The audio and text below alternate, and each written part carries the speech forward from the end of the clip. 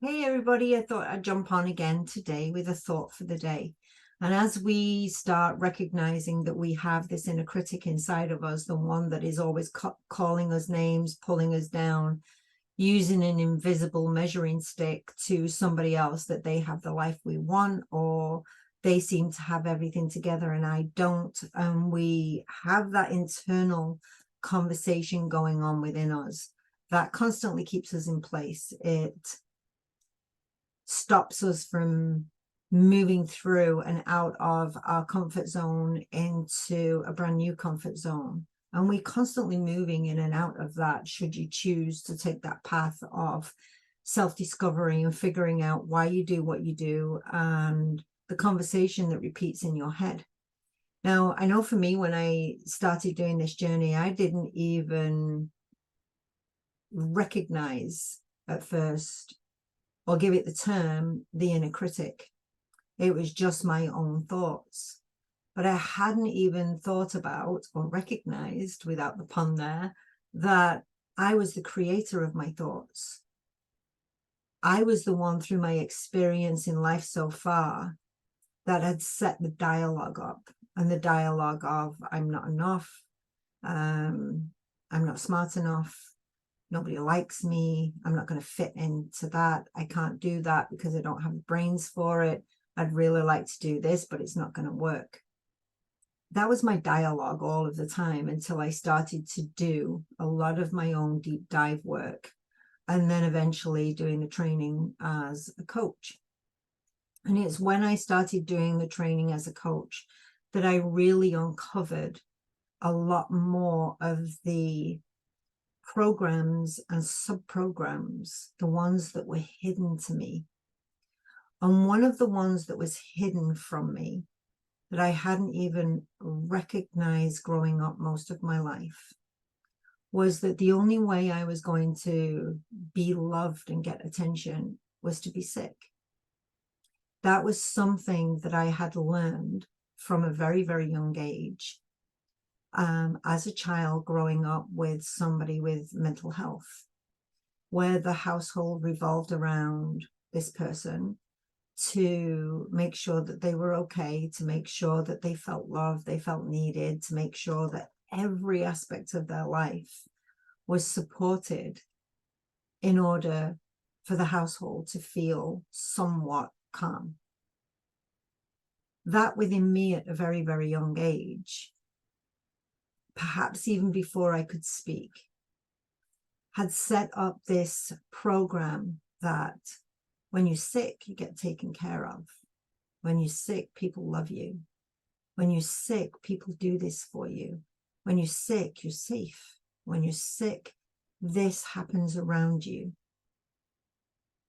And I hadn't even recognized that throughout my life that had been playing until it got uncovered.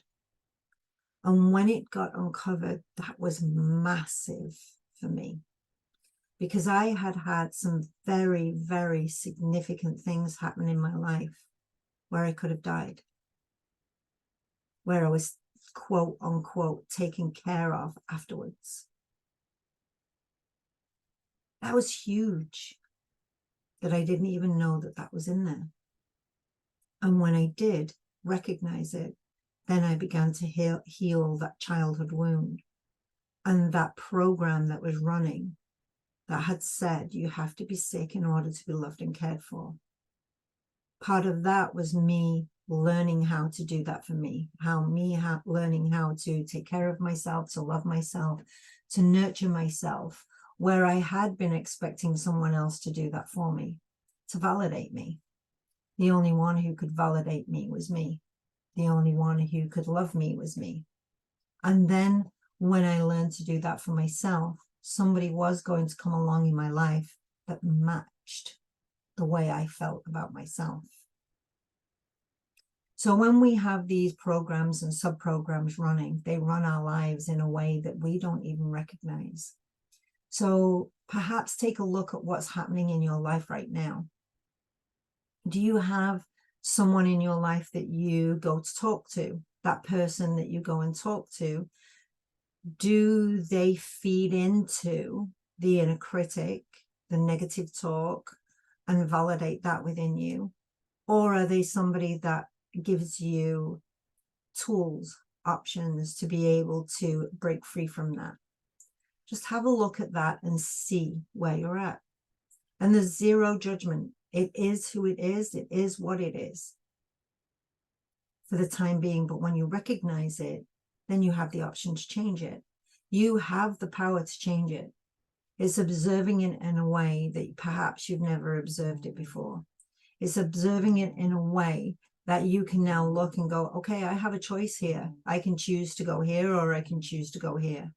I can choose to feed into the negative inner critic. I can choose to listen to the negative people around me. I can choose to continue to create these patterns, or I can do something different. I can choose to break free from that. I can listen to this person. I can follow these podcasts. I can make new changes in my life, because ultimately the only one who's ever going to do that is you.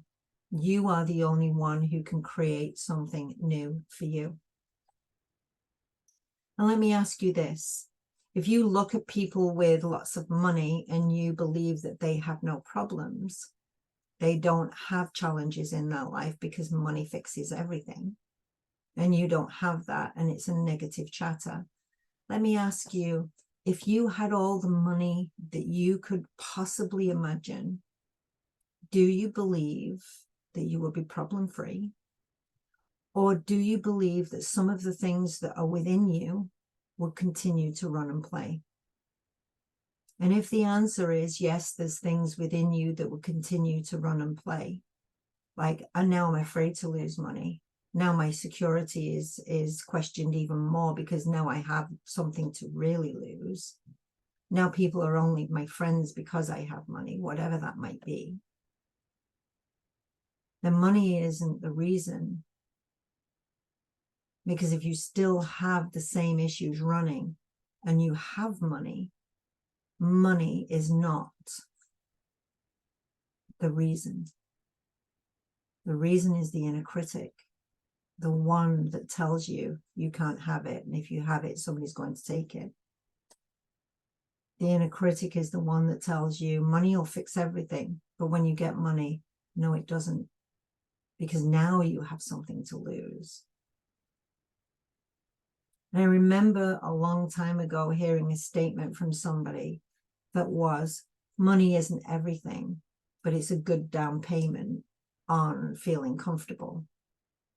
But what does it mean for you to be comfortable? Can you be comfortable where you are right now?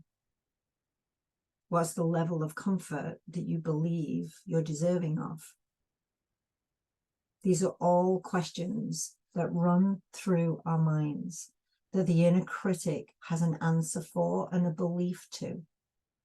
And it's not until we start to discover and uncover how the inner critic, how the subconscious mind speaks to us on a daily basis, that you can be the observer of it and the thought changer. You can be the one that changes those thoughts into something else. Because you are the thinker of your thoughts. Therefore, you can change your thoughts.